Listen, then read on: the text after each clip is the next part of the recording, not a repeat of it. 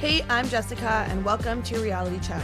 Thank you so much for tuning into this episode where I check off your list with Love Island episodes 22 and 23. Oh my gosh. It's so funny because in the last episode, I said I was bored and how boring these episodes were. However, these two episodes were explosive.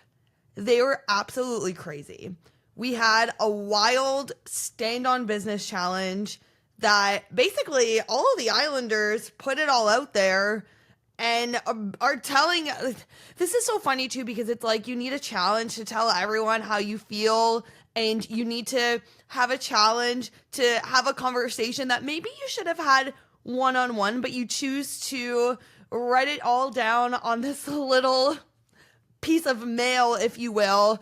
It was a crazy challenge. It was pretty explosive. I didn't think it could get that explosive in a challenge like this.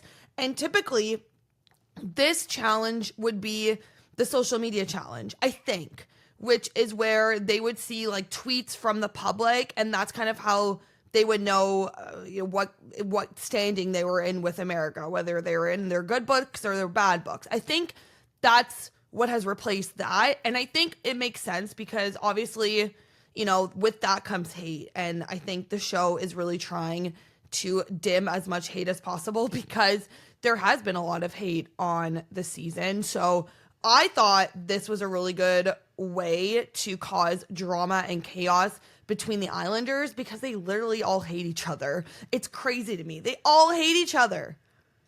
We've never had a season like this where everyone just genuinely, I find, just doesn't like each other. Even couples at this point, I don't think like each other, but they're only staying with each other because they're coupled up with each other.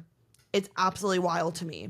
So we had that episode, and then we had the most craziest, I guess it was a dumping, but it was also, there was that challenge. Was it a challenge? I guess it was basically like the Islanders knew what standing they were in with America in this challenge. And it was like they had to vote them from least to most. And, Queen Amaya came out on top. That is for sure. But the ending was so jaw-dropping. I'm shocked. I'm actually really shocked. And justice for Iris, because this poor girl has come into the villa and has not had a fair shot in any capacity. Every single relationship that she has made, it has been taken away from her, or she just hasn't started out on the right foot. She came into the villa already 3 steps behind because of the whole Huda and Jeremiah debacle. So justice for Iris. And at this point, Iris and Pepe, why don't you get together and make it to the end? Because no one cares about any of these couples except for our Queen Amaya Papaya, which again, at this point, I'm like, is there a way for her to just make it to the end? Because no one cares about these couples. It's crazy. And these OG girls, Chelley, Cierra, Olandria, you guys gotta go. You guys gotta go. And you did it to yourself. The way that you've been acting, the way that you've been scheming, and your votes tonight, or you're in the last episode that I'll be talking about, like, your votes say it all. They say it all. The fact that not a single one of you who are supposed to be girls with Iris, not a single one of you stood behind TJ. It's telling, and it's telling exactly the way that you are playing the game and the moves that you're making, because you just want to get to the end. You're only doing it for yourself. And it's quite selfish, actually, in my opinion. And the gloves are off because we have less than 10 days left. I'm tired of them. And I think if this episode, if the structure for how America voted was, who do you want to be dumped off the island? I think it would have been a lot different than who is your favorite girl and boy. I really think that America, the public, would have voted in the way of making those girls the bottom 3 because we're just tired of them. So anyways, I'm jumping ahead, obviously, but I absolutely just can't believe what I just watched. I'm in shock. So you're getting my raw, honest opinions, and I'm shook. This is crazy. This is unprecedented. We've never seen anything like this. I can't believe my eyes. And the whole show of Love Island, I feel like the whole premise has been lost this season. The plot is not there anymore. And so, like I said, at this point, it's like, okay, who do we actually really like this season? Or justice for which Islanders? To me, it's we love Amaya Papaya. So how can this girl get all the money? Which is something that we have never said before. We would always say, you know, if any couple makes it to the end, whichever couple makes it to the end, you best believe they better split that money because that's the humane thing to do. But at this point, we're not rooting for literally anyone. So we're like, okay, Amaya Papaya, go get your coin however you can, make it to the end, and take all that money. Do I think she has it in her nature to do that? No, I think she's a genuinely amazing human being, and I don't think she would look someone in the eye and be like, I'm taking all the money, but she should. She should. Producers should really convince her of that. And then I'm also kind of like Iris and Pepe at this point. If you guys want to make it to the end, because justice for the both of you, and split that money and go take it to Hannah and TJ, then I think I'd be okay with that too. So anyways, there really wasn't anything going on in episode 20, which episode was it? Episode 22, other than the fact of the stand on business challenge. So let's just jump right to it. I mean, this challenge was almost the entire episode. And it was giving. It was pretty crazy. So basically this challenge was the Islanders had to write postcards to their fellow Islanders. And it could either be anonymous or they can sign their name. They will go up to the front, go grab the postcards that were written for them. Obviously, you know, we saw the juicy ones. I don't know. I don't know if like an Elan got a postcard. I doubt it. But did you notice that we didn't see Nick reading a postcard, which is pretty crazy to me, the fact that Nick didn't stand up there. So obviously this went on way longer than we saw. And obviously there are people that we didn't even see read a postcard, but obviously they gave us the messiest of them all. So they go up there, they read the postcards, and then if someone signed it as a question mark, they might say, okay, you know what, that was me. I digress. It was me. Or some of them just didn't even admit to who it was. So that it was messy. And again, it's kind of like, why do you need this challenge to be open and honest with your Islanders? I think here's the thing, and it's with work too, right? If you get any sort of like questionnaire and it's anonymous, and you know when it's anonymous, you're obviously going to be so brutally honest when you're filling out that questionnaire. It's the same with this. Oh, you can be anonymous. You don't have to sign your name. Well, then I'm going to go to town on this. So I get in a sense of why people didn't hold back at all. But then for people that signed it a question mark, for them to come clean and be like, oh yeah, that was me. I'm just like, okay, then what? That defeated the whole purpose of you being anonymous. I think at this, yeah, I think they did it anonymously to kind of save, I guess, face or like save the relationship with that person. But I think over the course of this challenge, I think people kind of just like literally didn't care anymore. And they were just like, I'm done and I don't care to be friends with you anymore. There's so many lines that have been drawn in the sand, and no one, there's barely any friends. Like you see, yeah, the cast of girls are friends. And then you see the three, Chelley, Cierra, and Olandria. But then like Huda is not friends with anyone anymore. And she was making things very much about herself in the next episode, but I also thought she had good points in this episode. Okay, so let's get to it. I wrote down pretty much almost every single person's mail that they got, at least the really good ones. So I'm going to read it. I'm going to, obviously say what the responses were and then give my thoughts. So, I mean, we don't really care that much about Austin, but I love that Indina called him out. And it was, I don't know how you've made it this far. You don't give any girl effort and just enjoying your time in the villa. She signed it as a question mark, I believe, but then she came clean. I mean, it's literally what all of us are saying. And that's kind of why I'm like, are producers having a hand in what is going into these postcards? Because every single one of us watching, the words coming out of our mouth is, Austin, I don't know how you've made it this far. Literally, you've made not a single genuine connection. You're just a creepy, icky guy. None of us like you. How have you made it this far? How have you been saved in any of those votes that you could have gone home? How have you been saved? I don't understand. So I love that she called him out because it's exactly what we've been all thinking. And he hasn't been giving any girl effort. And it's clear as day. When Ace was trying to go for Chelley and Austin was paired up with Chelley at that point, Austin was doing nothing. And he was complaining that Ace was stealing his thunder and Ace was, going above and beyond to kind of win Chelley back. But then Austin, you didn't do anything to also not win her back, but you didn't do anything to keep her in your couple. There was nothing that you did that stood out. Obviously, she was going to go to Ace. That was never going to work out anyways, but anyways, I love that Indina called him out, and good riddance. Honestly, I'm so glad that this guy is gone. Fast forwarding to the next episode, it's about time. It is about time. So I was really happy to see that. All right.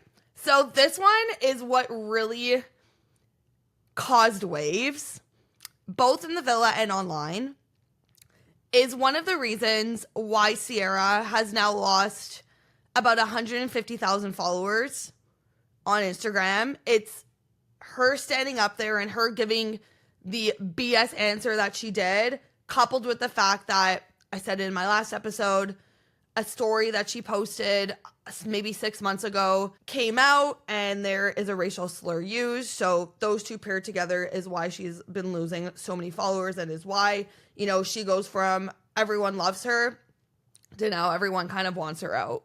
It's crazy.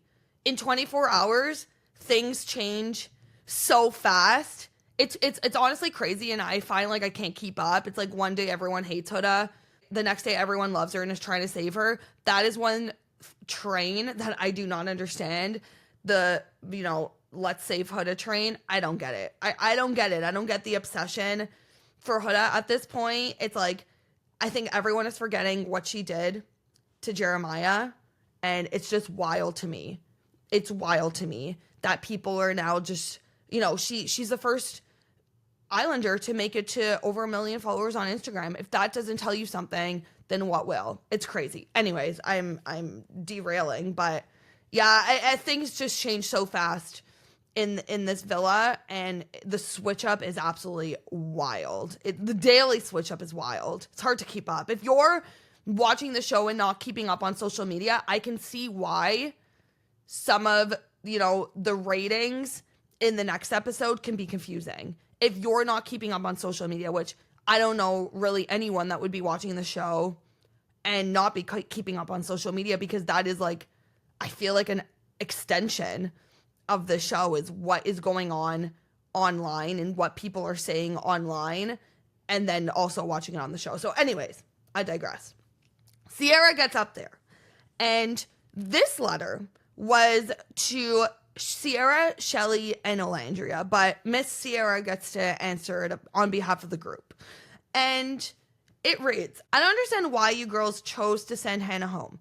She was the only girl who chose to explore an unsafe connection. The logic doesn't make sense. Signed by Pepe.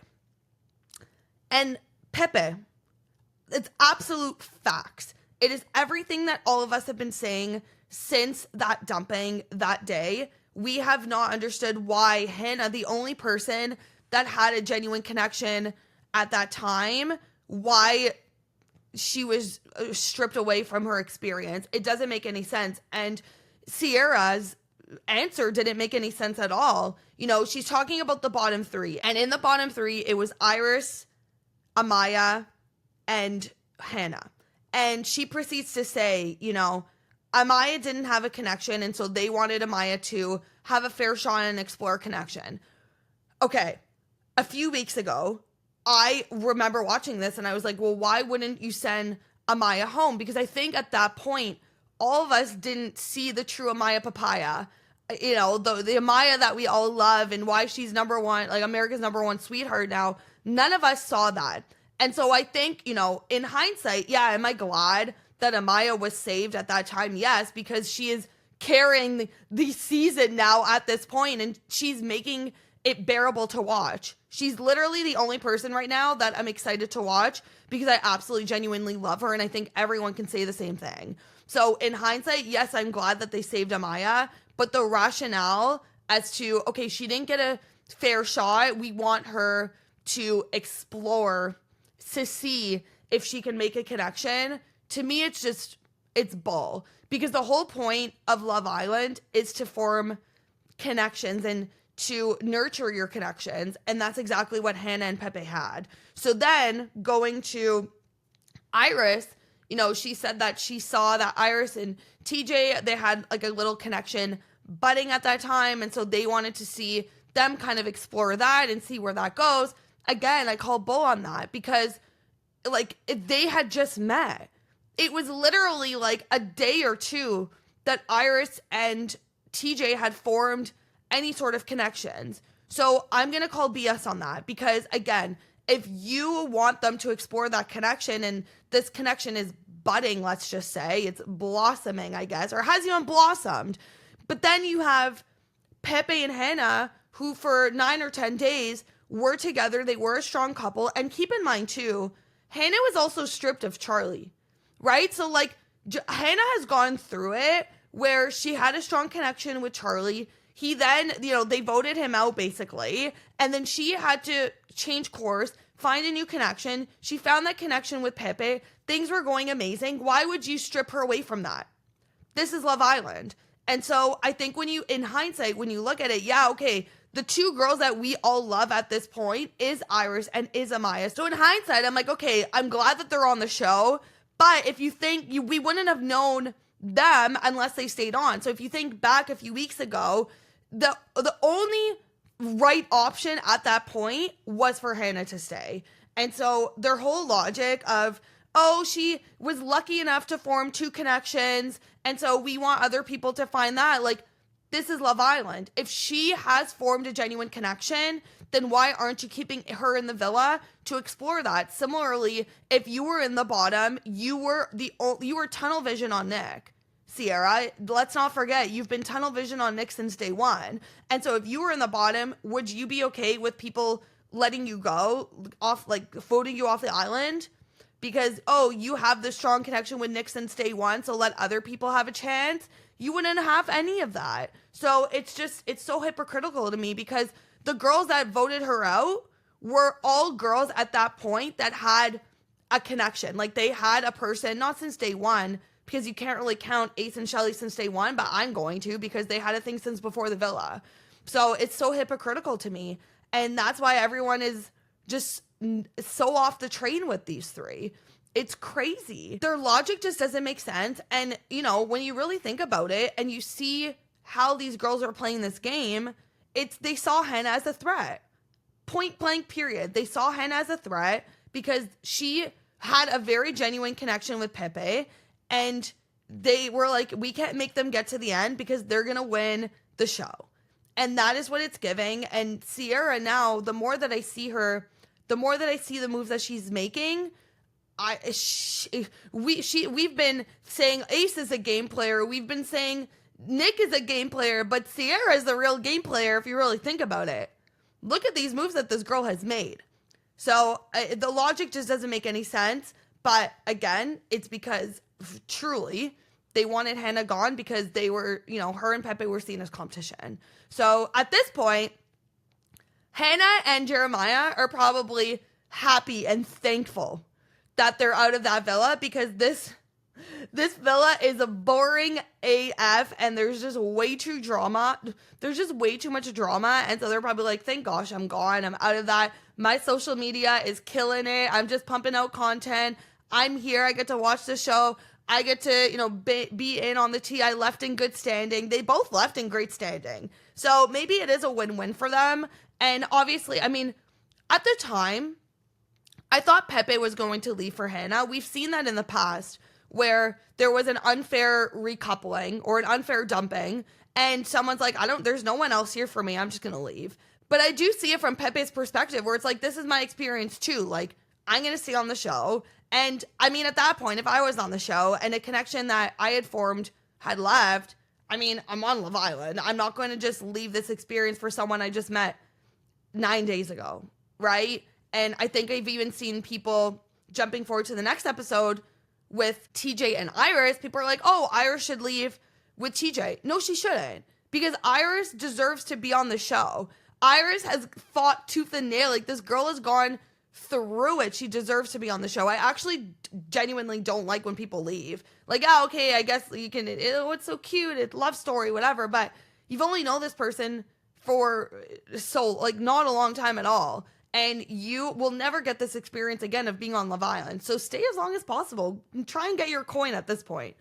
Anyways, let's move on to Amaya, because our poor Amaya Papaya really went through it on this episode. I felt so bad for her. And I think if you weren't on the Amaya train, you jumped on the Amaya train on this episode, because that girl, I felt so bad for her. The things that these boys were saying to her and the way that they treated her. I'm talking about Austin and Ace specifically. And so one of the things that she got in her mail was, you cry more than needed. You try to move too fast for anyone. And that was from Austin. And remember, she was coupled up with Austin for, I don't even know how long it was. It wasn't that long. It was, I would say, a hot minute. But she didn't know how Austin felt about her. We knew how Austin felt about her. The guys knew how Austin felt about her. But she didn't know. She didn't know that Austin thought she was too much. She didn't know that Austin was annoyed at her saying babe. Even though she asked him that, are you okay with me saying babe? And he was like, yeah, it's okay. And now everything is kind of coming out at this challenge. And, you know, I feel bad for her, because she's just like, guys, like, I'm just a sensitive gangster, which is so cute. I love how she just says, I'm just a sensitive gangster. Like, I get, like, she's very emotional, but I'm not going to just tell someone that you can't be emotional. Like, if they're emotional, they're emotional. I can't have an opinion on it. Maybe, you know, she said, like, she's overcome so much over the course of her life. Maybe that's why she's emotional. I can't say, but also too, she does cry a lot. Like, every single conversation that she has, she's crying. So I get it. But also, too, the way that they came at her, it was absolutely so uncalled for and so unnecessary. And I just think poor Amaya is just very misunderstood. And I've said this for a while. I think it takes a certain person to be with Amaya, but when she finds that certain person, it's going to be amazing. But I think it just takes a certain individual, and that's okay. And I don't think that person is in the villa. And you know what? There is going to be a million people waiting for her. This girl is going to come out of this villa on top. She's already on top. She's going to come out unscathed. She's going to have so many brand deals. She's going to have so much opportunity, and she is going to laugh in all of these people's faces because they think that they're absolutely killing it on the show. Ace thinks that he is America's #1 sweetheart. I'm just going to laugh in your face because it cannot be so far from the truth. And I think they're all going to come out shocked. I think this last episode, I think it was telling how America feels about Amaya, obviously because she was voted #1 for everything and Ace was like down low on the list. So I think they're like, oh, wow, like Amaya's killing it. What is she doing that we're not doing? Right. And I think, you know, Ace really lost me when he went off at Amaya, and he chimes in and he's, you know, basically saying to poor Amaya, like, you need to meet everyone halfway because you are so much for people. The way that you just call people babe, do this, do that. You need to meet people in the middle of what they're comfortable with. And you know what? Thank you, Brian, for stepping in, because the way that Ace was coming at her was so uncalled for. And he was like, no, why don't you guys meet her in the middle? It's not about her meeting you in the middle. Like, why does she have to compensate for everything? You meet her in the middle, because none of these guys put in any sort of effort or time or energy into Amaya. It was just like, oh, I'm coupled up with Amaya. Here we go again. Like, no one cared. No one gave her the time of day. And so I love that Brian stepped up for her in front of everyone. And I just, the one-liners that Amaya gives, like, I don't know how she just comes up with them on a whim. And she just gives this one-liner. And she says, sometimes I'm not the book that everyone should be reading. Boom. Boom. Okay? And then you have Mr. Zach F-boy, who all of us literally, I don't know how he did so well in this challenge in the next episode. I think it's because at that point we didn't see the way, I don't know. I actually, I don't know. Did we see the way that he spoke to Amaya in this challenge before or after the voting? Because he ranked really high. And in my mind, I'm like, he's ranked high because he's associated with Amaya. But I think everyone hates Zach now because of how he treated Amaya in the challenge. So I don't really know. It's kind of confusing to me. But shout out to Brian for having Amaya's back. But man, Zach is just, he needs to go. He seriously needs to go. I'm surprised that he was not dumped off of the island in the last episode. But again, I think it had something to do with he is partnered up with Amaya and people don't want her to go. Because a lot of the times it's not singles, individual people that leave. It's by couple. So I think that's kind of a way to make sure that Amaya is safe and is okay. But, you know, you have Zach who proceeds to just go off on her. And, you know, he says that sometimes he feels that needs to take a step back. And, you know, it's just like Zach, you know, they had a conversation earlier that day where she confronts him and he hasn't been putting in effort. He hasn't been talking to her. He hasn't been doing anything. The audacity of this man to couple up with her in Casa Amor, but then proceeds to give her no time or day. So I'm happy that she called him out on it. Like, look, I don't see you putting in any sort of effort with me. And this poor girl is constantly putting herself out there for every single couple that she's been with and in. She's put herself out there. And justice for her, because it's just like, and then you see Zach bringing Olandria breakfast. Like, get out of here, you know? Like, if you want Olandria, go get Olandria, because, you know, Amaya deserves way better. And the way that these men talked to Amaya is beyond me. And so, like I said, I'm glad that we had Brian that stepped up and said something. And now we're kind of like, okay, Brian and Amaya, do you want to be coupled up with each other? Because now Angelina's gone. I mean, not that they were a thing anyways. They don't even like each other anymore. So, yeah, things are changing literally every 24 hours on the show. But in my opinion, it's just like Amaya needs to find a really good guy and if she's smart, if there's any way for her to, you know, look at what America says. Okay, America ranked Elan pretty good. America ranked Chris amazing. How can Amaya couple up with one of them? Because clearly that would mean that, like, okay, they love Amaya, they love Elan, or they love Chris. Okay, we want you to get together and make it to the end. So anyways, let's move on. But justice for Amaya Papaya. She did not have a good night. All right, let's move on to Pepe. So his mail reads, ever since Hannah left, you've been playing it safe until you leave the villa. We know you don't like Grayson as much as you liked Hannah. So this was signed anonymously. And at this point, during this episode, I was like, did he write his own mail? Like, did he write his own mail? Like, can he just not look Grayson in the eye and tell her how he feels one-on-one? So he wrote his own mail. But then we find out in the next episode that this actually came from Huda, and she tells Chris in confidence, which, I mean, it's true. Like, it's so true. Like, everything that Huda wrote in this note is so true. And I think, is it time for Pepe to go and leave the island to go be with Hannah? Again, I'm going to say no. I don't think he deserves to leave just because the Islanders voted out Hannah for no given reason. I think he does deserve to be there, which is why we're like, okay, now Pepe and Amaya, why don't you get to... Yeah, actually, Pepe was number one on everything. Pepe and Amaya, let's go. Pepe and Amaya need to band together and ride it to the end. Actually, I didn't even think about that. Yeah, that's my new couple, Pepe and Amaya.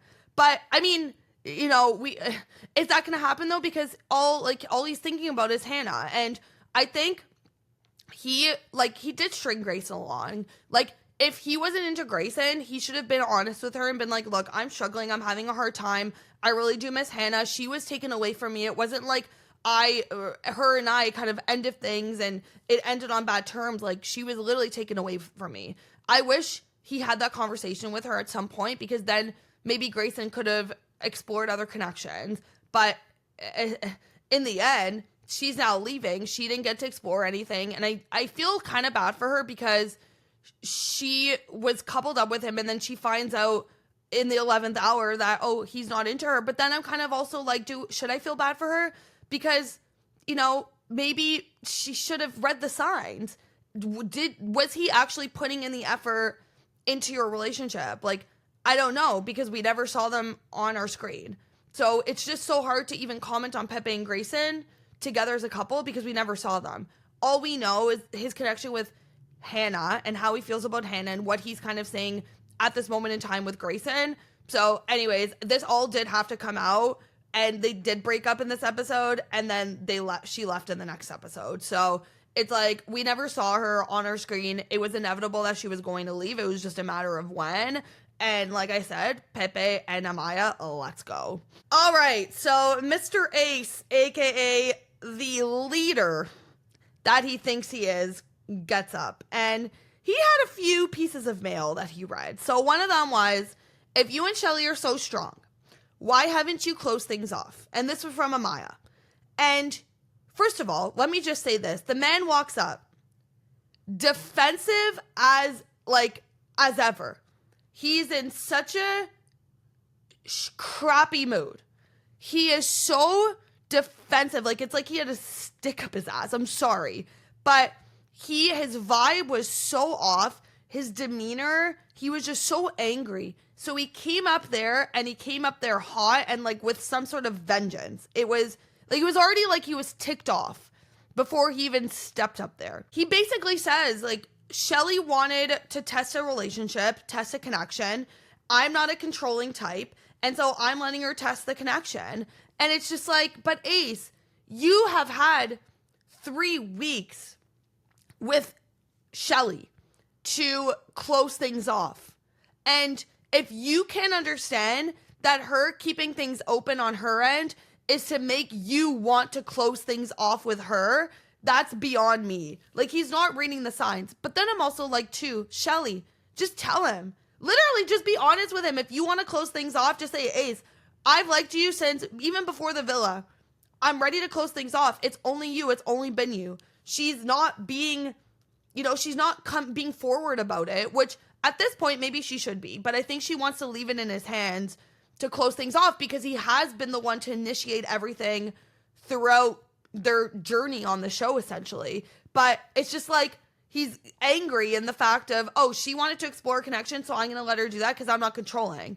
But Ace, how about all the other connections that you wanted to test and you wanted to explore over the course of the season before you even was coupled up with Chelley? So it's just like, your answer is giving absolute delulu, because you were the person that wanted to explore. Chelley wanted to be with you since day one, but you proceeded to couple up with 4 other people before you were coupled up with Chelley. So honestly, it's no surprise why Ace is literally at the bottom in every single thing that happened in last night's episode, because it's clear as day. This guy is just playing whatever game he's playing, and he's trying, I don't even know what he's doing at this point, because the moves that he's making isn't to make it to the end and win.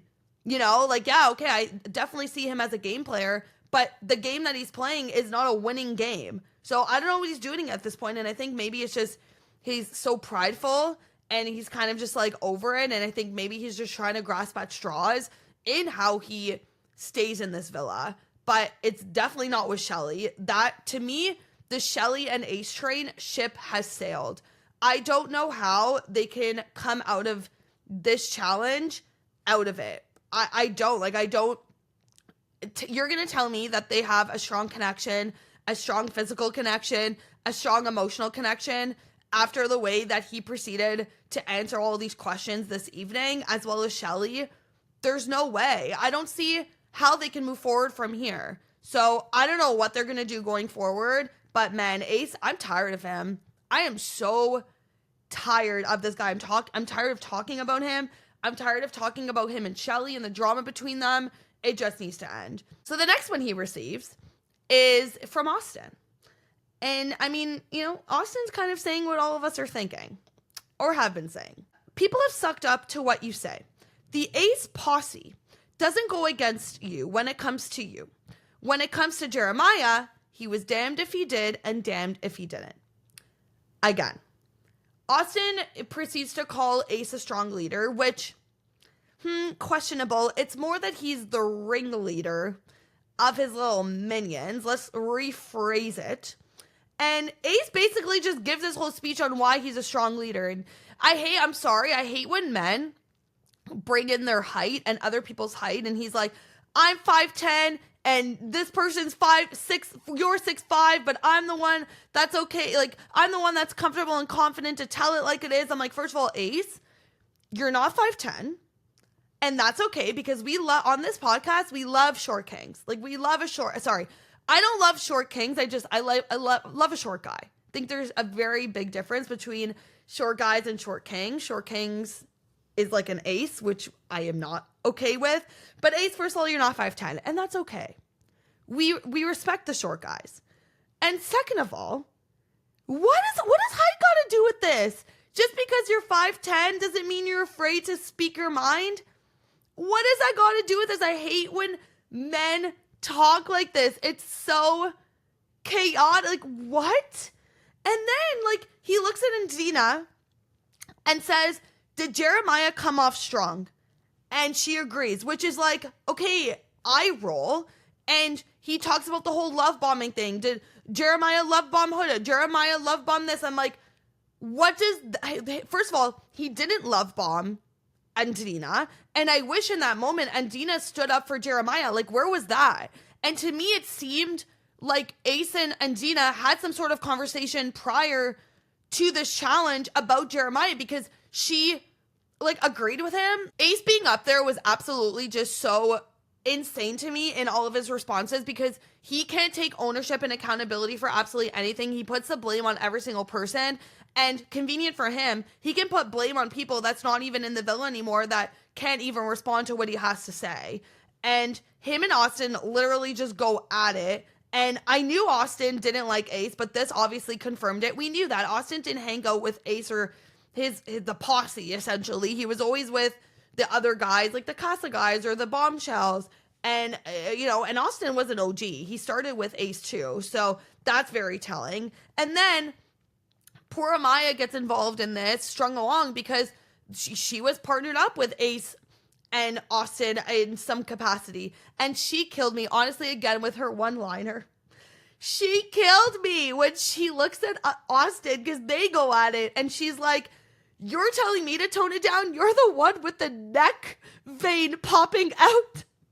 Oh my gosh, like, how does she come up with these so on a whim? She's absolutely kills me. But I just, they're just dragging poor Amaya in every single thing, and it's so unfair. And the way that Austin talked about Amaya to the guys is very different than the way that he talked to Amaya to her face, and like how, I guess, like, not even how he treated her, because he did treat her like garbage. And I feel bad because during this challenge, it's all coming to light how Austin actually felt about Amaya. She, leaves, she storms off, she's crying, because it's tough. It's tough to hear, the person that you're coupled up with is claiming that they like you, but behind the scenes, behind your back, they actually don't like you at all, and they're actually talking bad about you. I can see why she got emotional in that moment. She didn't need to storm off. She didn't need to, cry, bawl her eyes out throughout the episode, after the episode, into the next episode, and we saw that. But I do understand why she was emotional. I think anyone would be, knowing the person you were with actually just genuinely didn't like you, and it all was kind of a lie. But man, the way that these men talked to her, and Ace's approach on everything, it was not the vibe, it was not the mood. And honestly, I'm glad Austin's gone in the end. Now we need to get Ace gone, because him and Chelley are just not a thing. And I don't think there's anyone else in this villa that would want to couple up with him. So it's like, okay, then why are you here? And that's what's crazy to me. Like, all of these couples are deteriorating. We have almost 1 week until the finale, and there's no one that we want to couple up with Ace and Chelley. And that's what's crazy to me. Like, all of these couples are deteriorating. We have almost 1 week until the finale, and there's no one that we want to couple up with Ace and Chelley. And that's what's crazy to me. Like, all of these couples are deteriorating. We have almost 1 week until the finale, and there's no one that we want like, there's no couple, like, actual couple that we want to make it to the end. We're literally just pairing people that we like together in order to make it to the end so that they can just win, which is crazy. When have we ever done that before? All right, let's move on to Chelley. So again, this was pretty crazy too. And everyone is coming in hot with a vengeance for whatever reason. I think everyone's just like on edge in this episode. Her first piece of mail: I don't understand why you want boundaries set during challenges for both of us, but want to continue exploring things with other people. From Ace. Again, his issue is that, I mean, this is what he says. His issue is that she's putting a boundary on him while she's exploring her connection. And again, like, I don't need to keep going on and on about this. I just talked about it with Ace. Ace is not catching the vibe that she wants to close things off, which is why she is just proceeding to say, I'm going to explore things with Chris. I'm going to explore things with Chris. Like, be overly honest about it, or obviously open about it. He's not catching the vibe that means, like, oh, maybe I should couple up with Chelley, or maybe I should close things off with Chelley in order to really just explore this connection. He's not doing that. He's not taking ownership over it. Anyways, I don't need to keep going on and on about it. I just gave my opinion. I don't think Ace actually does want to close things off. I actually just don't think he genuinely cares. And I think these two need to be done. I don't need to keep going on and on about it. The next piece of mail. Do you remember saying it was just a challenge? You and Ace are still open. This is signed by Huda. Okay, so again, Chelley and Huda never had a conversation after the heart rate challenge. And so again, it's like, why they have to write a piece of mail in order to kind of get down to the bottom of what they're all thinking and feeling and saying and how to get actual answers, which is crazy to me. And I think I understand where Chelley's coming from. Like, she has given Huda so much grace over the course of the 3 weeks that she's known her. And at this point, it's aggravating her. It's annoying her. In that moment, Huda apologizes, which rightfully so. Like, I think Huda in the heart rate challenge took it way too far with Ace. Again, like I said, we didn't even see exactly what went down with her and Ace. I get that you're on Love Island and you're here to explore, but there's also, you know, an unsung rule of, if you're besties with someone, like, you're not going to just go sit on their face in a challenge. Like, that's just not okay. So, I mean, look, they made up in the next episode, which we'll talk about. I think Chelley's just trying to tolerate Huda at this point because they only have, 10 days left in the villa. And it's kind of like, okay, let's just make amends. I'm glad that they had a mature conversation about it in the next episode. Chelley saw where Huda was coming from. I thought both of them made good points. I thought it was a good and mature conversation. Again, speaking about the next episode, but it's kind of like, I feel like Huda in this episode and in the beginning of the next episode is just being that girl that is playing pity party on herself. And we can see that when all the girls are talking and she's on her own by her lonely sum. It's just a little too much, and it's giving attention seeking, and that's exactly what she's doing, which is why I just don't understand the whole Huda's number one now. Huda's number one. It's just like, guys, how do you not remember the way that she acted and treated people in the first 2 weeks of the season? It's just absolutely wild to me. So then Huda goes, again, I thought this was so funny because the narrator's like, and now the postman arrived with a wheelbarrow, and it was for Huda. I thought it was so funny. So the first one was, I feel like Hannah was robbed from her Love Island experience twice, while you should have been dumped from the island from Nick. This was kind of diabolical on Nick's side, because in this same episode, he had a conversation with Huda and said that he saw growth in her. He tells her to her face, I see growth in you, only to call her out moments later. He's very two-faced. He's very conniving. And we've seen him do this before. Like, he has voted for Huda twice now to get off the island. So this whole, brother-sister vibe that they have going on, I'm not buying it whatsoever. And I think I do feel bad for Huda in the sense, like, I actually think she sees Nick as a brother, like as a close friend. But Nick doesn't see that at all. Like, Nick doesn't look at her as a sister. Like, I don't think Nick likes Huda at all. Like I said, he tried to get her off from the island twice.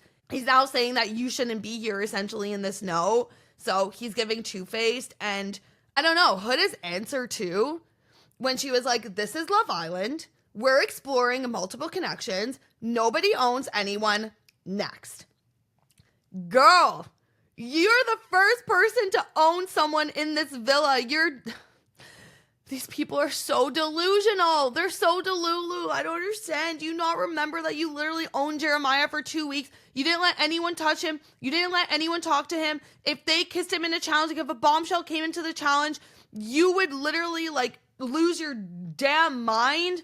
So anyways, everyone is just absolutely annoying me. Like this challenge, people are really annoying me because it's like you literally have forgotten everything that you have said or acted in the past, and it's like you've put it aside and you've just forgotten about it. It's just crazy to me. Okay, so then the whole Olandria situation of her coming out saying that Huda and Chris kissed in the speakeasy. Okay. It absolutely was not okay for Olandria to come out and say that. If Huda told her friends that in confidence, it was 100% not okay. Like, she shouldn't have done that. On the flip side, I'm also kind of like, does it matter at this point? Like, does it really matter? Because Chris isn't exploring anything with anyone else. Like, it's not like Chris and Chelley are actively exploring anything either. Like, who literally cares at this point? Like, literally, who cares? Because what is there to hide? I get it. You shouldn't be airing out their laundry. I totally understand. Like, I'm not on Olandria's side whatsoever. I think she was completely in the wrong. But everyone's blowing it up. Oh my gosh. Like, it's not like she went behind anyone's back. She's actively exploring Chris. It's not like she kissed Chris behind the scenes while he was coupled up with Chelley. Like, that's not happening. So, yeah, okay, Olandria was totally in the wrong for saying that in front of everyone. And Huda should have, obviously, when she was ready, she would have told people. Or when Chris didn't tell anyone. Like, I get it. Olandria completely in the wrong. But to me, I'm like, it's not a big deal. Because it's not like they went behind anyone's back to kiss. They're literally exploring. They're literally coupled up with each other. I don't understand. What do you expect them to do? They're coupled up. Yes, they're gonna kiss. So I didn't understand the whole uproar, to be honest with you. Okay, really quickly, now that I'm talking about Chris, he goes up, and I mean, America loves Chris, which, not that I'm surprised about, but I kind of am surprised about because he is so new to the villa, but I like him too. Like, I think he's a good guy. And I think, I mean, I guess it makes sense because people are loving Huda now. But anyways, I'm derailing.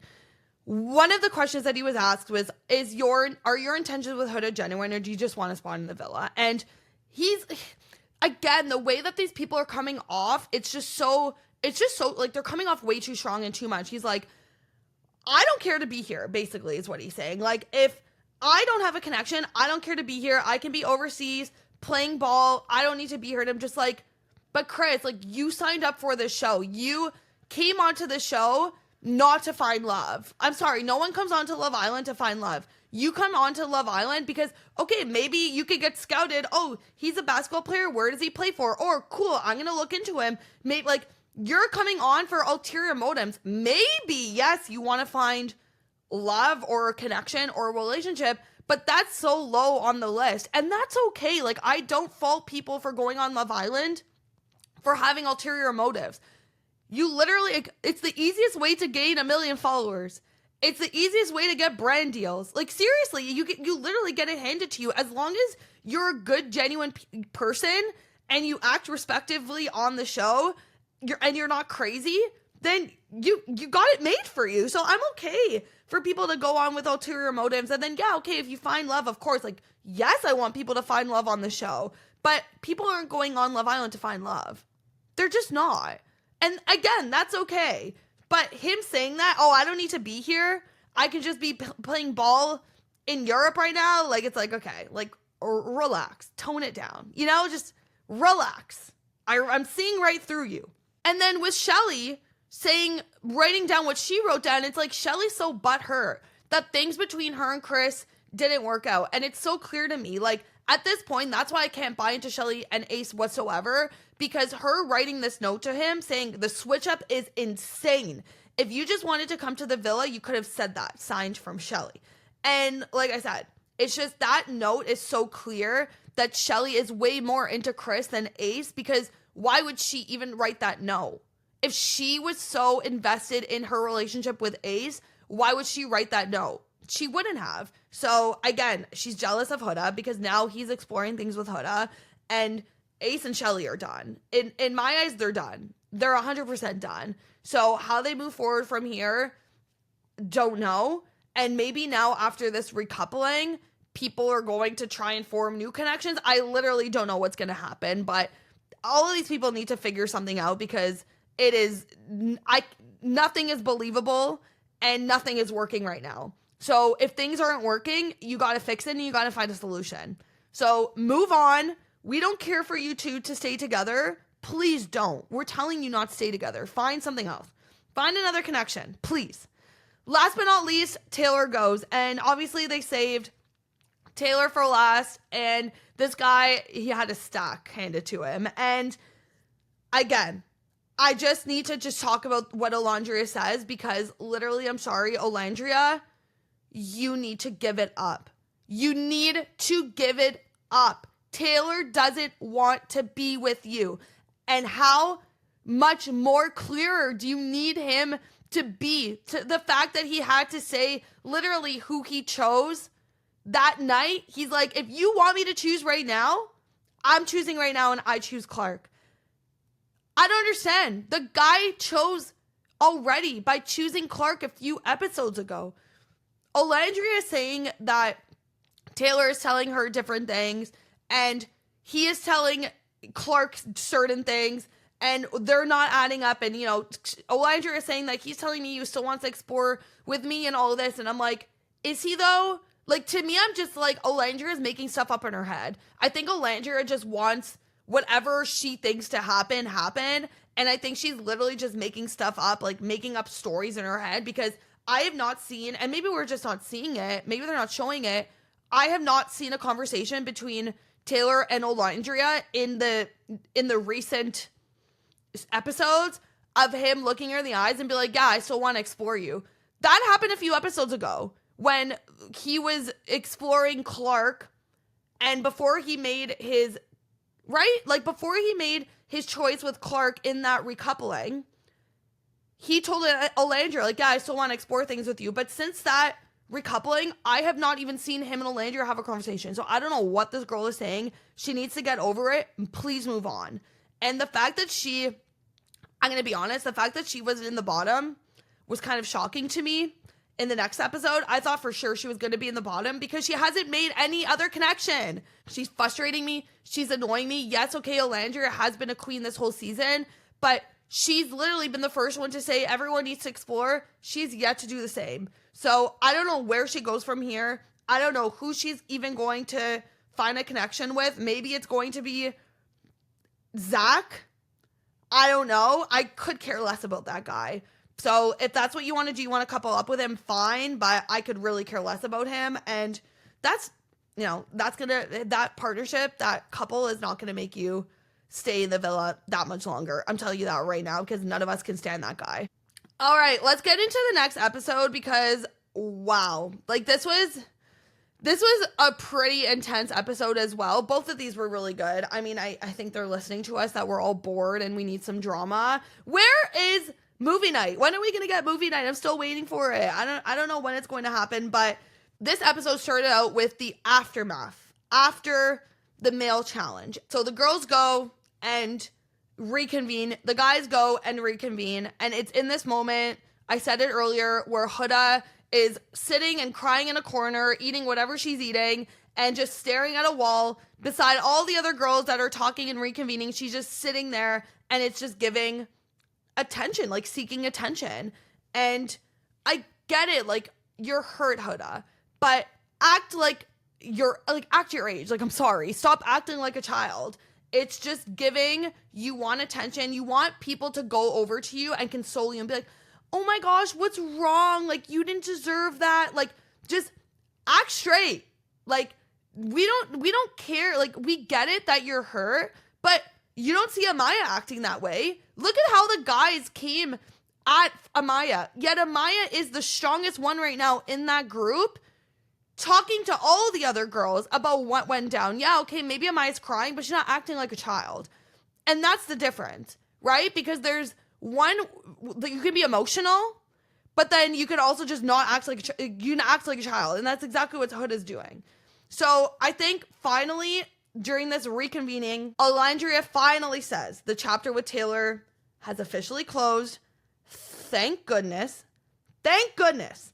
And I think a lot of people are coming to realizations about their couples. Chelley says, Ace wanted to be open since day one. He's doing all of these grand gestures with me, but he still wants to be open. What does he expect me to do? And it just goes back to Ace just not having right intentions right from the beginning. I think he was trying to play a very strategic game, and I think he fumbled and is kind of now tied up in this web of I think he maybe in his plan, he didn't think that Chelley would have met a guy in Casa that she would have been into. So I think now he's just trying to figure out, oh my gosh, how do I navigate this? And it's not working. So again, I just hope that I'm done talking about Chelley and Ace in this capacity, because they just need to move on. It's done. It's not going to work out between them. And I'm glad that these challenges are starting to air out that laundry. You know what I mean? Olandria telling Clarke to watch her back basically is absolutely just crazy to me. Olandria, stay in your lane. Stay in your lane. Taylor never liked you from the beginning. He coupled up with you because it was the safe option, because he knew that you were so into him and he could stay and ride it out until Casa Amor, essentially. He found a connection with Clarke. Let the man be. Let the man be. Okay, yes. Oh my gosh, wow. If it's crazy for you to think that he coupled up with her after 3 days, why don't you think about your relationship with him for 3 weeks and just come to terms with the fact that, oh, maybe he just wasn't that into me? Because you proceeding to tell Clarke to open your eyes, and she doesn't see, she doesn't like the way that Taylor is moving, and Taylor can be done with you in a second just like he was done with me. It's giving jealousy. It's giving, you just need to stay in your lane.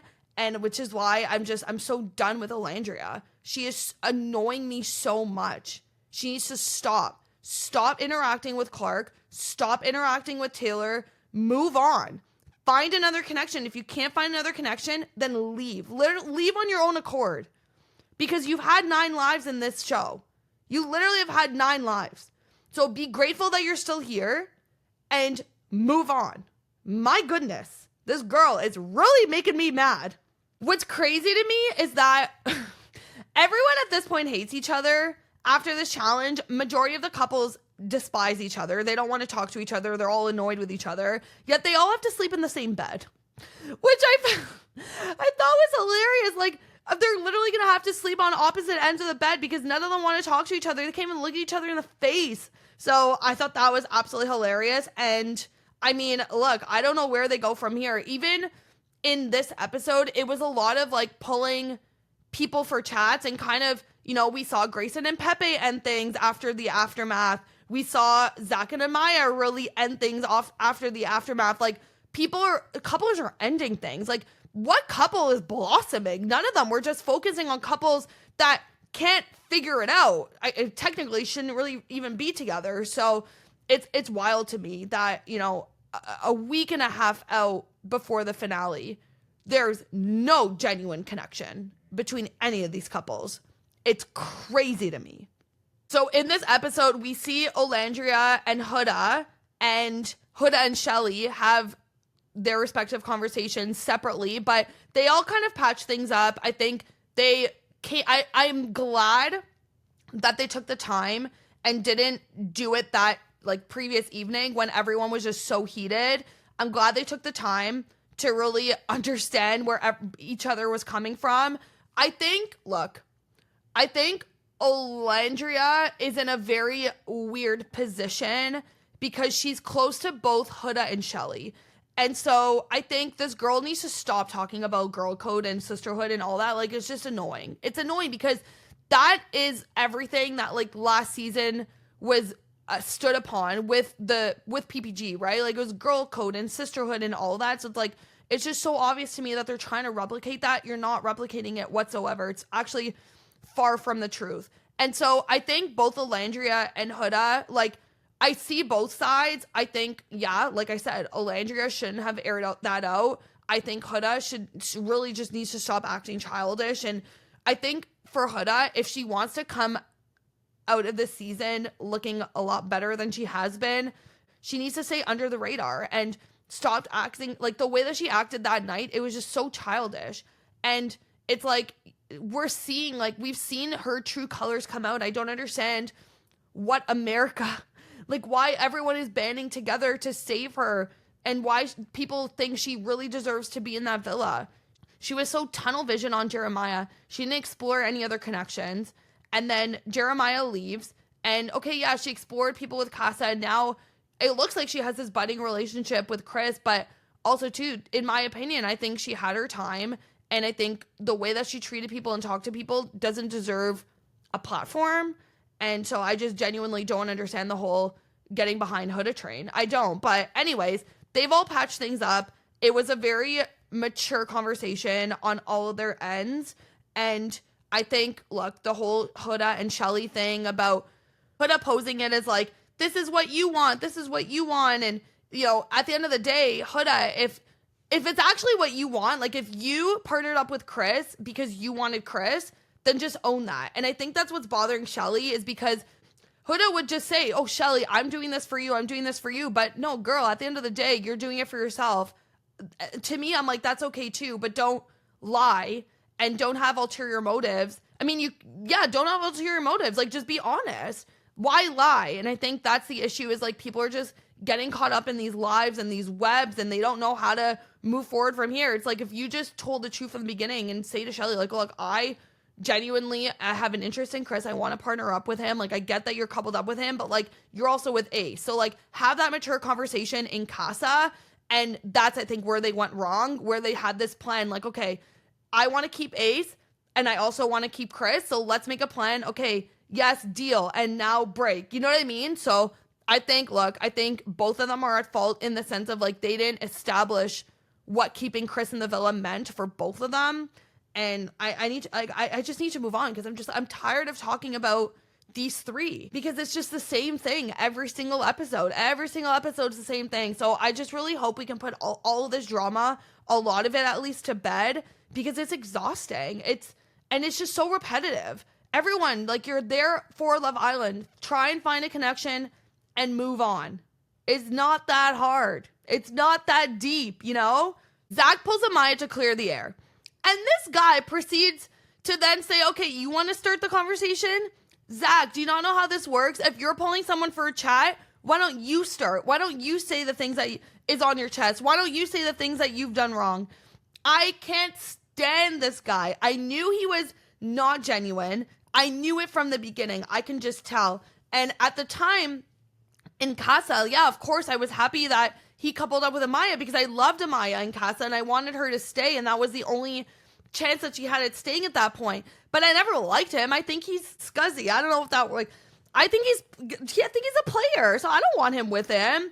And you know, I think what really upset me during this conversation, and obviously upset Amaya too, is like he's going in on her once again, telling her, listen, the first day, I'm gonna be honest, when we had that conversation the first day and you asked me for a kiss, he's like, I didn't want to kiss you. I didn't want to kiss you, but I didn't want to tell you no. And like, why do you have to tell her that? I felt so bad. Like, this guy, he just seems like he's just not a good guy.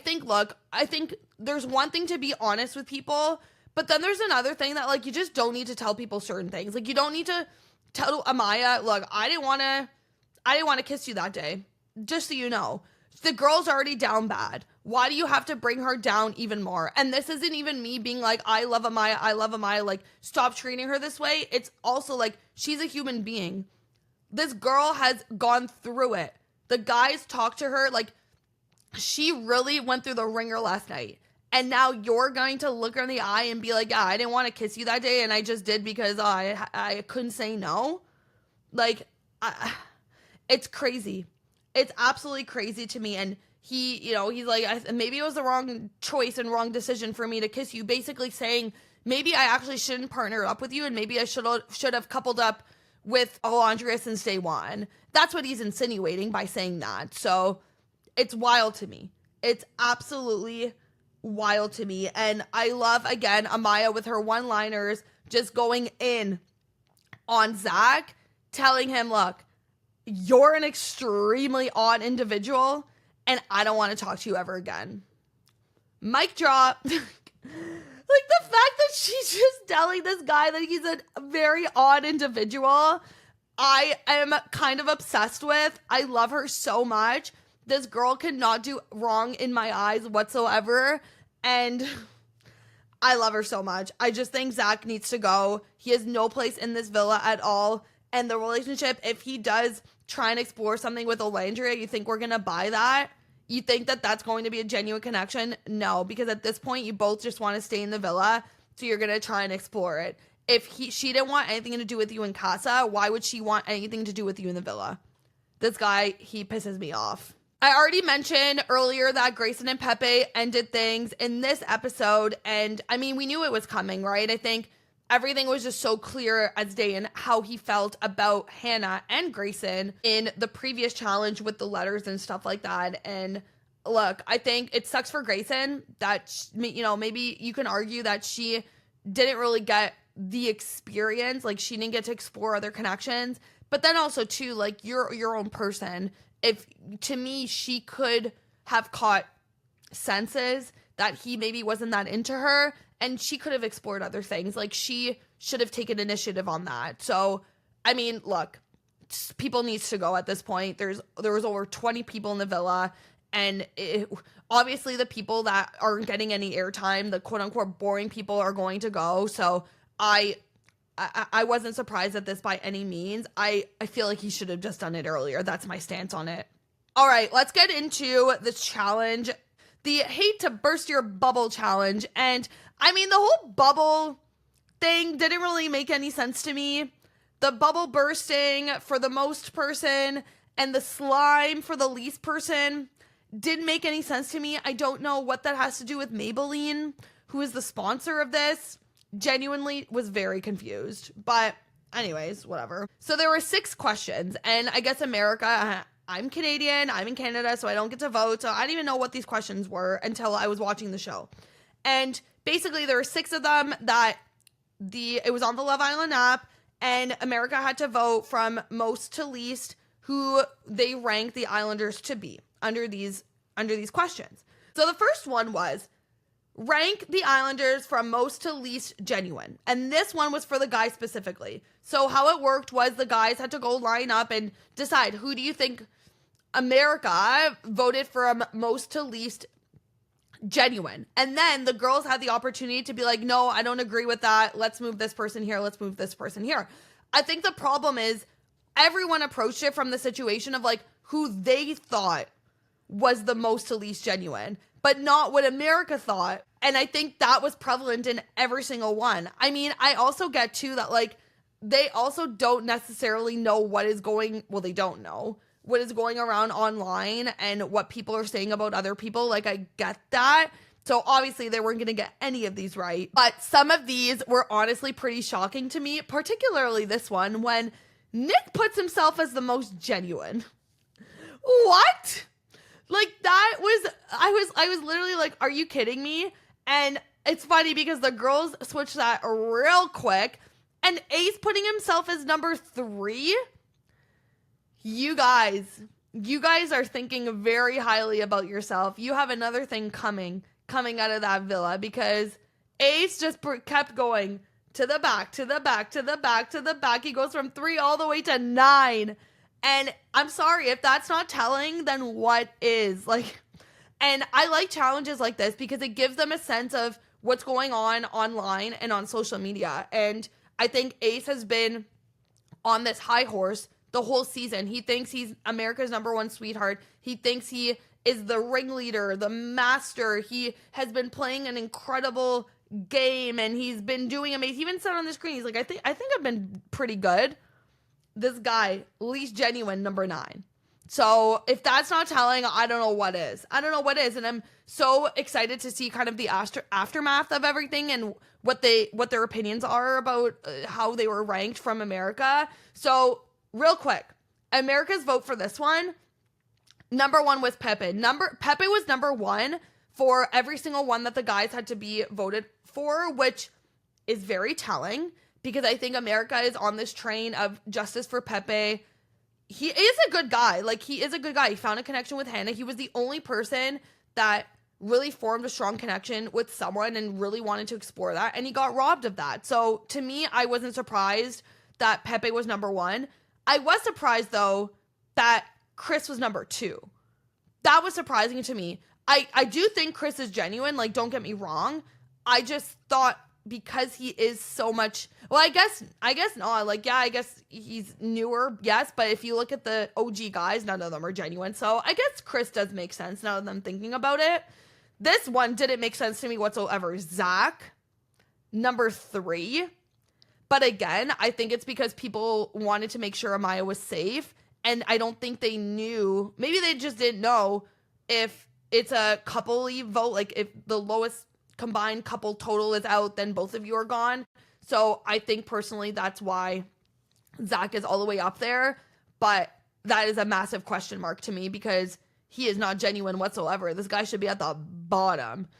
Nick was number 4. That was kind of surprising to me. I thought Nick would have been more at the bottom. I do think, like, Nick is a good guy. I think Nick is genuine, but I also don't think he has maybe the best intentions. Like, I don't see him and Cierra lasting outside of this villa at all. So, I don't know. Elan was 5th. I think Elan could have been up a lot higher. I just think he hasn't really gotten that much screen time. So, maybe that's why he's 5th, but I thought he could have been a little bit higher. Brian was 6th. Again, I thought Brian could have been a little bit higher because I do think he seems like a genuine person. But again, when you don't have a lot of airtime, then why would you be voted high? You know what I mean? TJ was 7th. Again, I just think people online just don't like TJ. So if people don't like him, because they're not going to vote for him because he just hasn't been on our screens. He seems just really one note. And this one wasn't really that surprising to me. I do think he's genuine. Like, I do think he genuinely liked Iris and he wanted to explore that. He was like one of the only people that was exploring a connection at this moment. So am I surprised at 7? Kind of, but also not really because he just hasn't been given that much airtime. Austin was 8th. I was surprised. I thought Austin was going to be at the bottom. So even though 8th is near the bottom, I thought he was going to be 10th, to be completely honest with you. This didn't surprise me whatsoever with 8th. Number 9, I mean, he was shocked, that's for sure. But, I mean, he should really look at this, take it on the chin and be like, oh, wow. Like, I'm 9th? What is America seeing? What are the moves that I'm making that maybe I should not be making because that is coming off as ingenuine? Taylor was 10th. Taylor was at the bottom for everything. I think, I don't know the whole I hate Taylor train. I don't get it. Is it because people love Olandria? Do they though? Because I'm tired of Olandria. I'm actually happy for Taylor that he's exploring this connection with Clarke. Why is Clarke and Taylor, I know I'm jumping ahead, but why is Clarke and Taylor in the bottom for the couples? Like, I don't get it. I don't get the hate train for Taylor and Clarke. I don't know what I'm missing. I don't understand what I'm missing. Is it because maybe Taylor strung Olandria on for 3 weeks? I don't know. But I don't understand the absolute sheer hate for Taylor right now and the sheer hate for Clarke and for them both. Like, they're both getting hate as a couple and separately. Like, it's crazy to me. It's wild. I don't understand. Like, again, I know I'm jumping ahead, but Clarke is the least genuine for the girls. I don't get it. I don't get it. Like, I personally think she has a genuine connection with Taylor. I don't think she's trying to be any sort of type of way. I don't know what I'm missing. I really don't. I just think, again, the public is deciding who they like and they don't like. And if they don't like someone, then they're, going really hard in on that. And it's kind of frustrating because I think Taylor, yeah, okay, I don't think he's the most genuine, but I don't think he's the least genuine. I'd put Ace as the least genuine over Taylor any day. So, I don't know. And Austin. Like, Austin should have been 10th. The next one, most boyfriend material from most to least. All right. The girls putting Ace as the most boyfriend material. Are you guys Are you guys seeing what we're seeing? How is Ace the most boyfriend material? How? Over Chris? Over Elan? Over Brian? Over Pepe? What? It's crazy. So America's vote. Number 1, Pepe. We all knew that. Again, I at this point, I think it's just justice for Pepe. He seems like a nice, genuine guy. So I got it. Chris, number 2. Again, I was surprised only the fact that Chris is so new and he's kind of caught up in the Huda web, which maybe now because everyone's on the Huda train, maybe that's why he's so high up. I don't know. You got to take these with a grain of salt, honestly, because I don't even know. I don't even know what's true at this point. Nick is number 3. Is he the most boyfriend material? I don't know if I agree with that either. I think Nick should have been middle of the pack, not 3. Yeah. Elan was 4. I think Elan should have been number 3, in my opinion. Zach 5th. Zach? Boyfriend material? Again, I only think it was to save Amaya. Zach is at the bottom at the list for me. He's 11th. And there isn't even 11 guys. So that was weird to me. Brian at 6. Again, I think Brian could have been higher. TJ 7th. You're seeing a pattern, right? Everything that I've said in the one that I just read and this one, they're almost identical. And again, I think it was just America knew exactly how they wanted to rank because they wanted to save certain people. And then if they don't see certain people, like the boring people are mid to low of the pack. And then the people that everyone can't stand at the moment is at the end of the pack. It's a pattern. It's a pattern. TJ was 7th. Ace was 8th. This guy went from 1st to 8th. It's crazy. It's crazy how highly he thinks of himself. It's crazy that the girls think so highly of him. It's wild. They have another thing coming. It's pretty crazy to me, actually. Austin was 9th. Again, Austin would have been 12th in my books because he's absolutely not boyfriend material whatsoever. Can we just remember that one of the first challenges it had to have been in the first week, all the things that Austin has done? No, thank you. And Taylor is 10th. And again, the problem is America just gangs up on certain people. And the power that America has is crazy. Like, they can do a switch up like that, like a blink of an eye. And if this happened last week, the results would have been completely different. Completely different. How did it happen last week versus this week? Even like a few days ago. So it's crazy to me. Like a challenge like this, it's like, yeah, okay, it's telling. It shows them what America is feeling in that moment, which I guess that is the point of the challenge. But even during this challenge, you look at like a Zach who was voted so high. In this moment, everyone hates Zach for how he treated Amaya. So it's like he's like sitting here pretty basically like, oh, look, I was voted 3rd in this one in most genuine. But actually, he's like literally at the bottom of the most genuine after how his conversation was with Amaya. So there's flaws in this for sure. But I mean, I like seeing Ace and Taylor and the whole gang just shaking in their boots because they've been sitting pretty this whole time. It's about time that someone tells it like it is. All right, now we got rank the girls. So now the girls get to go. You trust with your deepest secrets from most to least. So basically, who's the most trustworthy to the least trustworthy. Poor Huda. Huda puts herself right to the least, like right at the back. Chelley and Olandria put themselves right at the front. And as I'm watching this, I'm like, guys, you have another thing coming, what I think. Because then the guys kind of change it up and put Olandria second last, which is crazy. So it's like the girls think so highly of themselves, but then the guys think a way other different way. Like Olandria went from second to second last in the guys' eyes, which is absolutely crazy. And why would they put Jaden in the front? And again, this too was like, they're not, to me, I'm like, you're not understanding the concept of this challenge. Do you think when America's voting, they're thinking, oh, Jaden is an investigator. We're going to put her right at the front because she's the most trustworthy. You think that's how America's thinking? No! Who is the most trustworthy? Like, Who have we seen that is telling it like it is, that is open, that is honest, that is a girl's girl, that is, all that stuff? That's what we care about. I don't care that Jaden is an investigator. It has nothing to do with the way that I'm voting. It's crazy to me. It's wild. These guys have completely lost the plot. And I guess they have no idea that we've barely seen Jaden on our screens, and really no one cares. Like, no offense, no one cares about her and her connection with Austin, because you came in late and no one likes Austin. So no one really cares about your connection. So, I mean, they don't know that yet, but they will know that when they leave. America's vote, obviously, Amaya is number one. Amaya took the cake in every single vote that she was a part of. She was number one. And I hope, the girl has gone through it.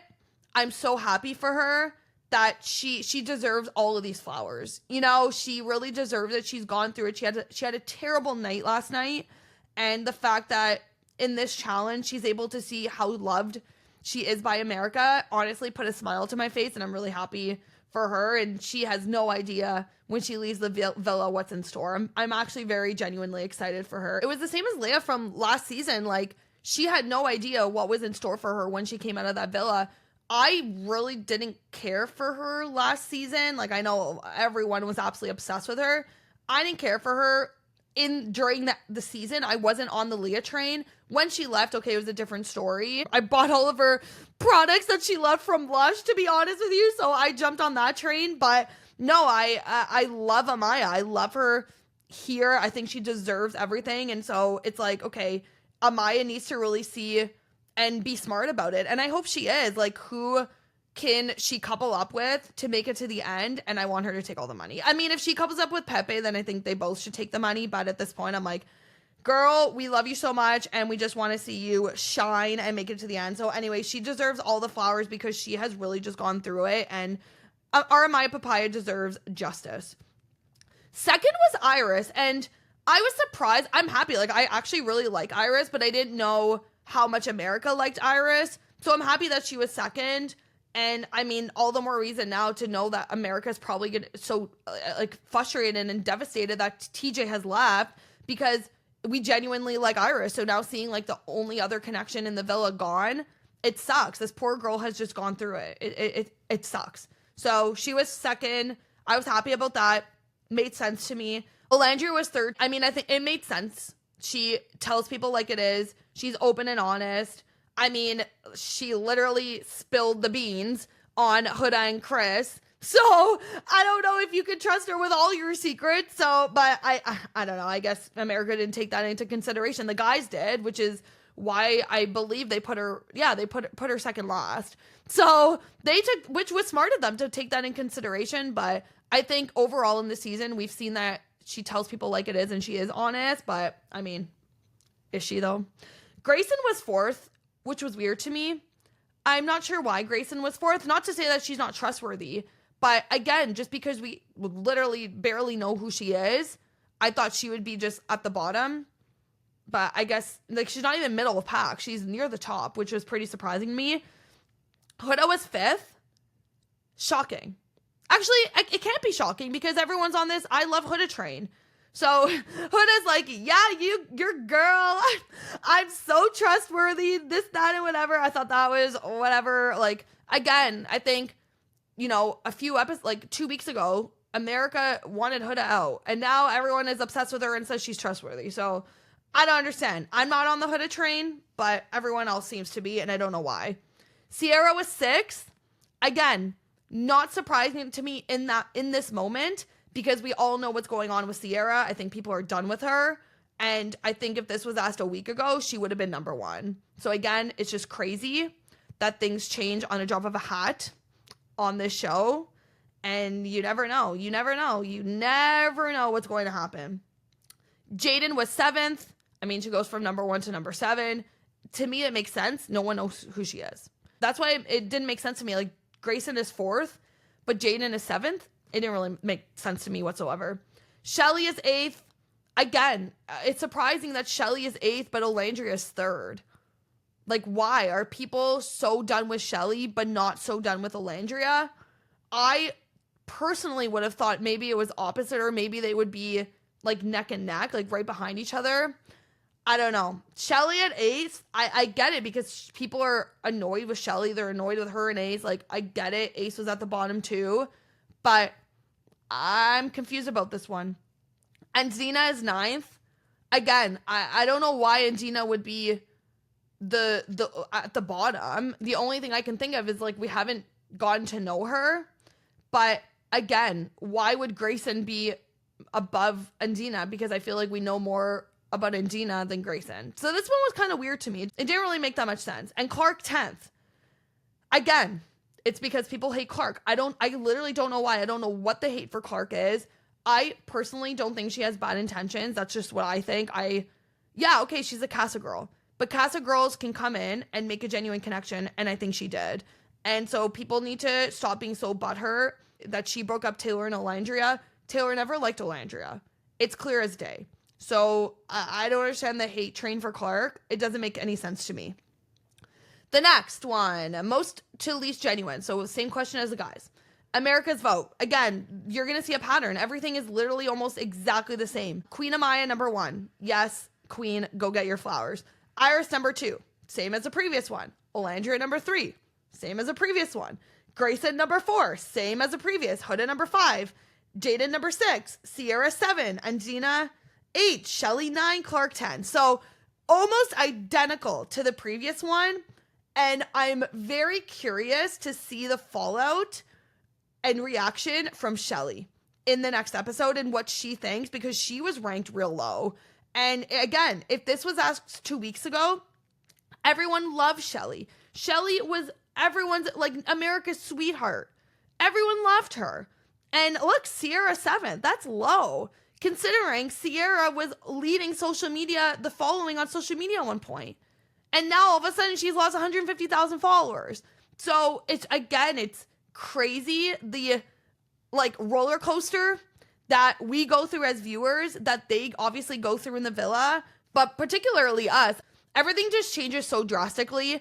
And I think what's interesting is the whole social media component of the show. If there wasn't this whole massive social media component of the show, I think the way that the show, first of all, I don't even know if Love Island would be that much of a thing, because it does rely so much on social media and on the public opinion. But I do think it has gotten really insane. Like, it's gone next level. From last season to this season, it's next level. My For You page is only Love Island. Okay, yeah, I get it, because that's literally what I'm covering when I talk about, so it makes sense. But that is all I'm seeing people talk about. And it's not just content creators.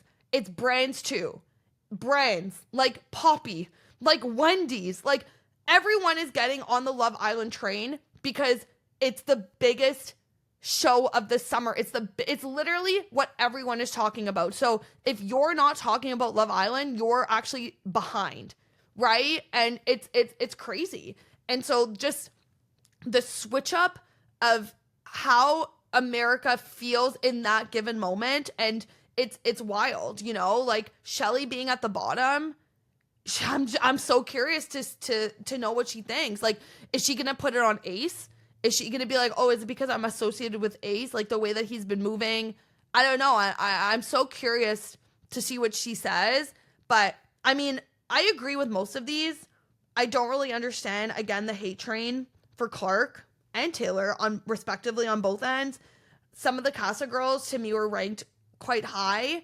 But again, I think it was because everyone is just so done with Chelley. But I'm like, why are people done with Chelley, but they're not done with Olandria? Oh, is it because Chelley and Huda have a little spat going on and everyone is on the Huda train? And so now Huda's gone up in their books and Chelley's gone down in their books. Maybe that's it. See, this is why I'm just like, oh, it's so frustrating to me. Everything is so frustrating. Like, I don't know. I'm not like, oh my gosh, I can't wait for the show to end. But I am a little bit, because I just think it's been taken a little bit too far. The whole social media aspect. Yeah, okay, I'm giving my opinion, but I'm not involved in these votes. And I think I'm not involved in this whole movement of the whole, like, let's take Huda for example. Oh my gosh, we all collectively agreed that Huda was not a good, like, she was acting a fool on the show.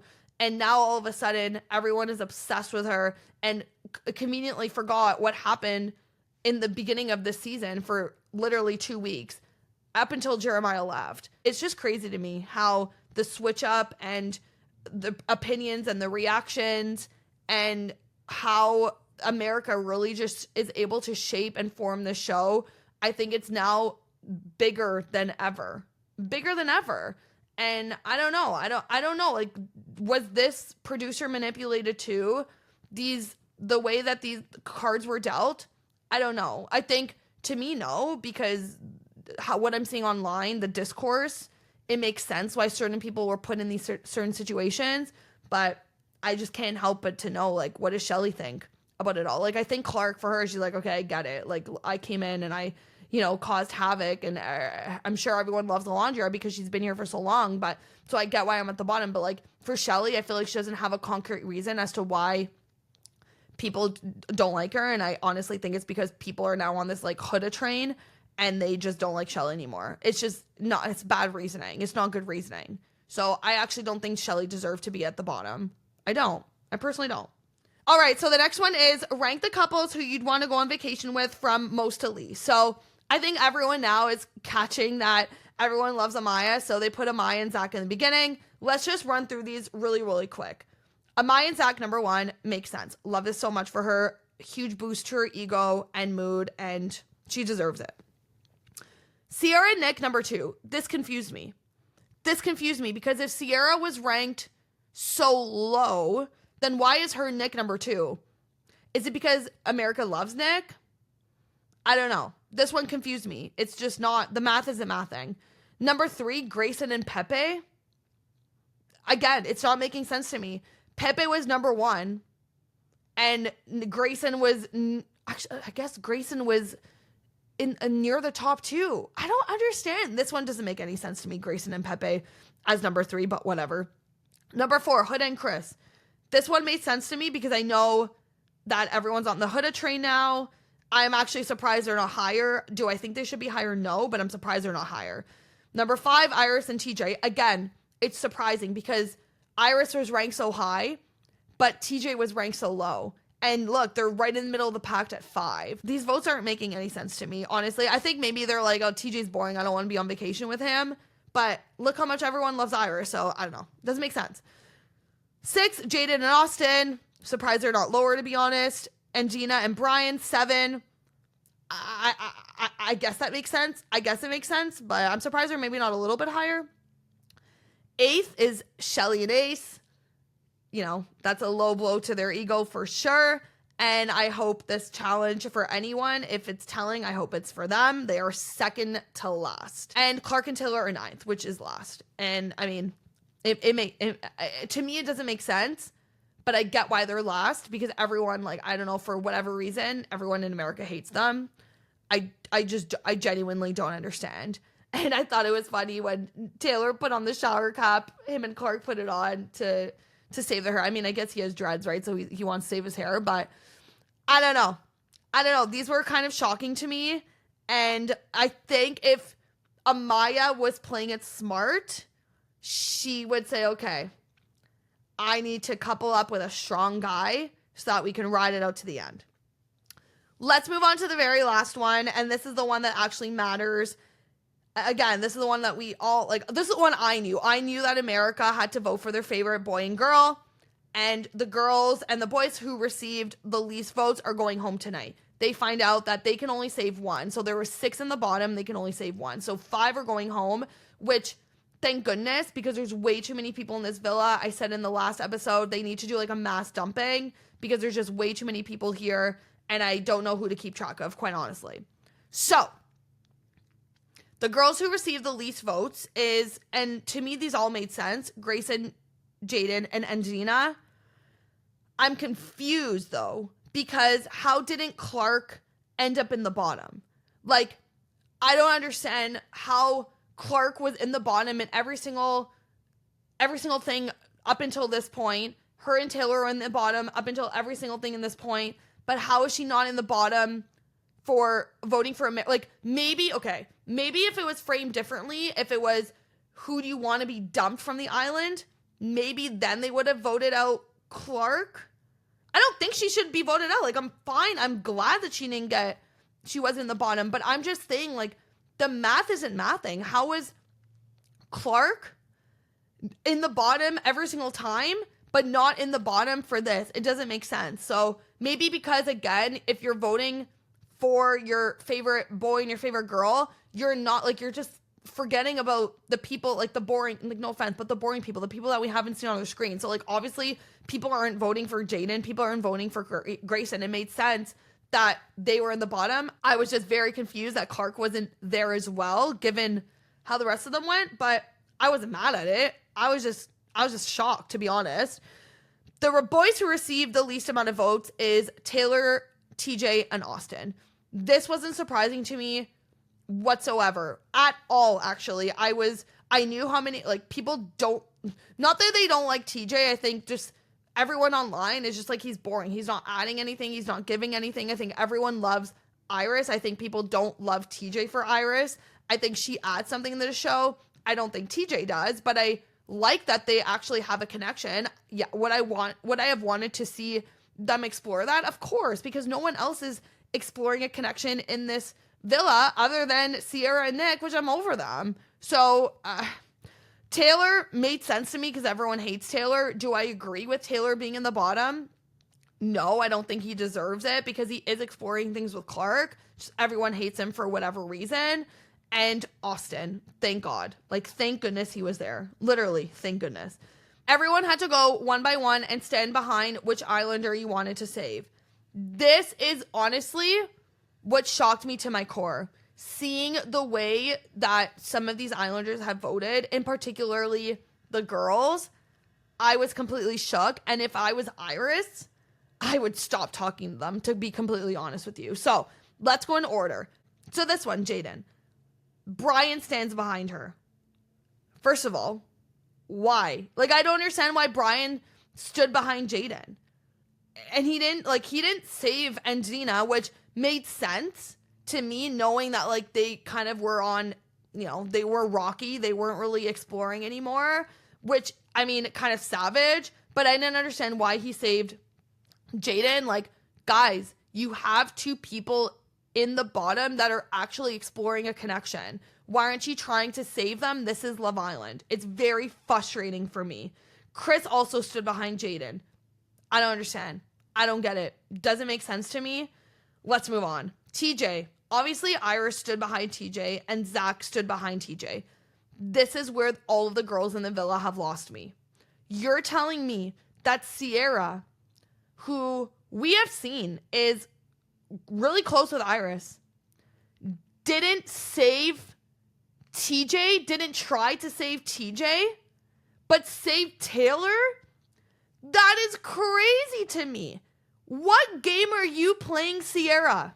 And this is why, again, she sees Iris and TJ as a threat because they're the only other couple in the villa that are exploring each other. They haven't closed things off officially, but they're not exploring anyone else. Cierra sees them as a threat. It's crazy to me. If I was Iris, I would cut her off immediately because that is not a good friend. No one in here cares about their friendships. It's actually crazy to me. And I get it. You're on Love Island. But Cierra, it's not like Sierra's exploring Taylor. That's not why she chose Taylor. Why did the other girls, Huda, Amaya, Chelley, save Angelina? Angelina doesn't have any sort of connection in this villa. Why are all you three collectively saving her? And then what gets me upset is the OG girls go near the end. So they have the opportunity to see how the cards are dealt, like see how people are voting. If you see that your girl, who, I mean, you would think that they're her girl, Iris, her man's is about to leave the villa. And you're seeing that, but you're just standing behind a girl who doesn't have a connection. And you know that she's leaving. I don't understand. I don't understand why the girls voted the way that they did. And if I was Iris, I would cut them loose. I'm glad Iris chose to stay in the villa. Like, I'm glad she didn't get up and leave. But man, oh man, I can't believe it. It's, to me, shocking, the game that these people are playing, the moves that they're making. It's wild. Absolutely wild to me. Grayson, so Alan stands behind Grayson. which is crazy that Pepe didn't stand behind Grayson. I mean, we get it. Like, they, broke up. They broke up. Not that they were together by any means, but they ended things. I think Elan was just a pity vote. He didn't want her to stand on her own. But, like, Elan, like, guys, a vote for real. Stop giving people pity votes. Like, vote for real. There's genuine connections happening on this show. That's what the show is about. Let them explore that. Ugh, I hate when people do pity votes on any sort of show. It's so annoying. Like, be honest. Who do you want to stay in the villa? Who do you want to explore in the villa? It's not Grayson. You know Grayson wasn't going to stay. So why are you standing behind her? It's such a waste of a vote. Austin. Olandria is the only person that saves him. Olandria, what are you doing? Again, it's a pity vote. You knew that he wasn't going to stay in the villa. I get, like, okay, you didn't want him to be on his own, but the guy sucks. Why would you vote to save him? Why wouldn't you go over to Iris and help and save TJ? It's just giving you, I don't even know what game Olandria is playing.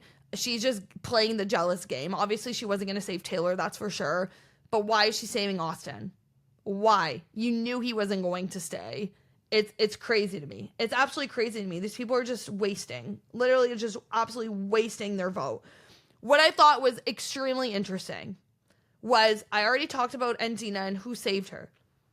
But Huda saving Andina, which is so interesting, because if you rewind a week and a half ago, the whole Jeremiah and Huda debacle, and Jeremiah having a connection with Andina, and Huda decide to save her, that was crazy to me. So I guess in that moment, this is maybe Huda being like, you guys are telling me I'm not a girl's girl? I'm a girl's girl. I'm saving the girl that had a connection with the guy that I wanted and probably maybe still want to be with. And I mean, I saw right through it. I was shocked that she decided to save Andina. That was crazy to me.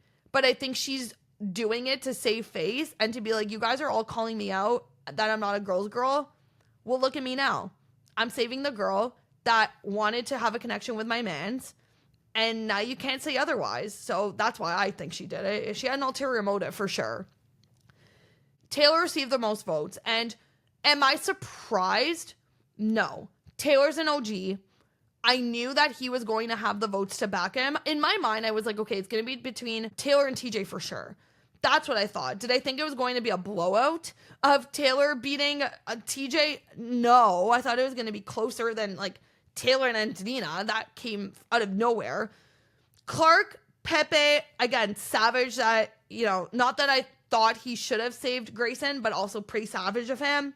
Nick, Ace, Cierra, all stood behind Taylor. Cierra, you have absolutely lost to me on this one. I can see right through you. I know exactly the game that you're playing. It's absolutely wild to me. I don't respect it at all. If I was Iris, I would be absolutely pissed at you. I probably wouldn't want to look at you in the face anymore because you're just playing a game, a selfish game, and you want to win and you want to make it to the end. You know that Iris and TJ have a genuine connection. They do everything together because they're the only other couple in the villa. So they make breakfast together. They go sit down and like have conversations. Like they've been a foursome from what I've seen. And so the fact that she's doing her girl dirty is absolutely crazy to me. And I'm very curious as to what the fallout is going to be on Iris's end. If I was Iris, I would not give any of these girls any sort of time or day at all because they have just shown their cards. And you can't look at her and be like, I'm so sorry. There was no point for you. First of all, Taylor and Andina were tied at that time. If Cierra stood behind TJ, she could have just been like, girl, like, I'm so sorry. This sucks. I'm here for you. Obviously he's not going to make it. He's not going to stay, but this is just me showing you my friendship. I love you, whatever. That would have been the best move that Cierra could have made. That is the move that she should have made. And then there would have been a tie. I don't know how a tiebreaker would have went. Obviously, I'm sure they would have had to vote who would stay between Andina and Taylor, but that vote, like that was all Sierra's doing. And I think I'm shocked. I couldn't believe the fact that she left her friend high and dry that way. I can't believe it. And I think any chance that America gets, I think Cierra has something coming for her. I really do. No one cares for her anymore. just given all the reasons that I've said throughout this episode. I love that Amaya Papaya came out on top on this episode. She deserves it, and she deserves it because she's just gone through the ringer. People have treated her with so much like lack of respect. So I'm just so happy that she was able to see that America has her back and really loves her. Now at this point, I need her to play a game. I get it's Love Island, but now you need to play a game because all of these people are out here playing a game. Do I like that they're playing a game? No. But I think it's in order for her to win, because that's what all of us want, she needs to play a game and be like, okay, who do I need to couple up with? How do I make it to the end? How do I get the money? Because at this point, that's all we care about, literally. So, oh my gosh, I just talked for almost 2 hours. I am pretty exhausted. That was a lot. But like I said, these 2 episodes were pretty crazy. There was so much that went down. And I mean, there's just over a week left. So I'm looking forward to the next episode to see the fallout. And I really hope that Iris just doesn't give these girls any time or day because they don't deserve it on her end.